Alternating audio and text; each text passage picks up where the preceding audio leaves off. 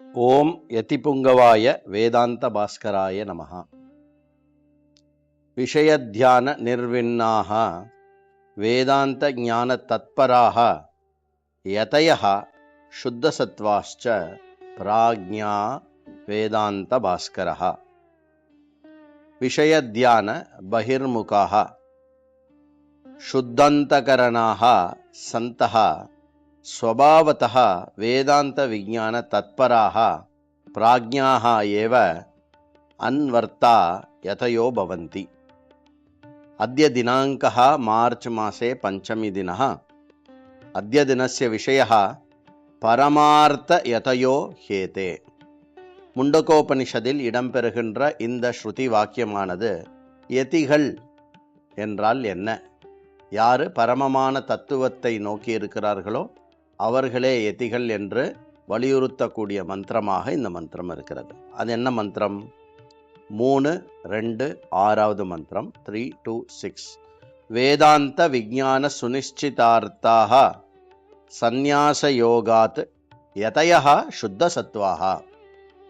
வேதாந்த விஞ்ஞானேன சுனிச்சிதார்த்தாக சுத்த சத்வாः யதயः சந்நியாச யோகாத் பரம் பிரம்ம விஞ்ஞாய பிரம்மஸ்வரூபா ஏவ பவந்தி.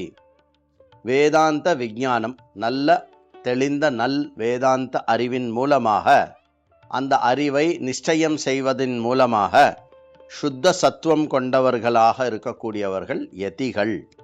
அந்த யதிகள் இப்படிப்பட்ட சந்நியாச யோகத்தை கொண்டு பரம்பிரம்மத்தை அடைந்து பரம்பிரம்மத்தை பரபிரம்மஸ்வரூபமாக தன்னை அறிகிறார்கள்.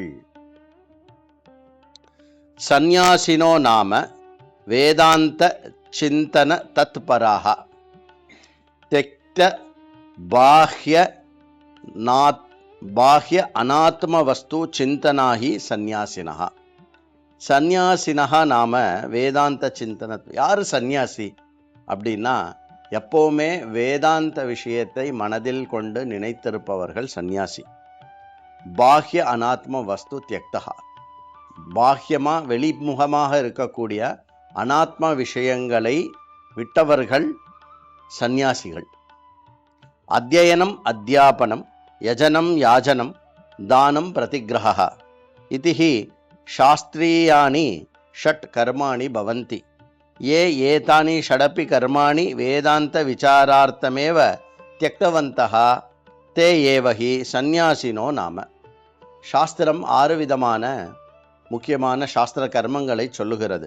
இந்த 6 விதமான சாஸ்திர கர்மங்கள் அத்தியாயனம் அத்தியாபனம், சொல்லிக் கொடுத்தல் கேட்டுக்கொள்ளுதல், யஜனம் யாஜனம் யஜ்ஞம் செய்வது யஜ்ஞம் செய்விப்பது, தானம் பிரதிகிரஹ தானம் கொடுப்பது தானம் வாங்கி கொள்வது.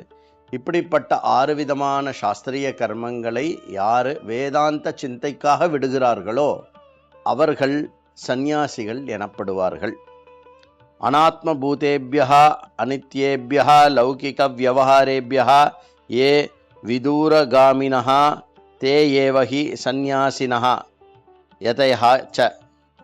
அதாவது அநாத்மமான விஷயங்கள், அனித்தியமான விஷயங்கள், லௌகீக வியவகாரமாக இருக்கக்கூடிய விஷயங்களிலிருந்து யாரு விலகிச் செல்கிறார்களோ அவர்களே சந்நியாசிகள், அவர்களே யதிகள்.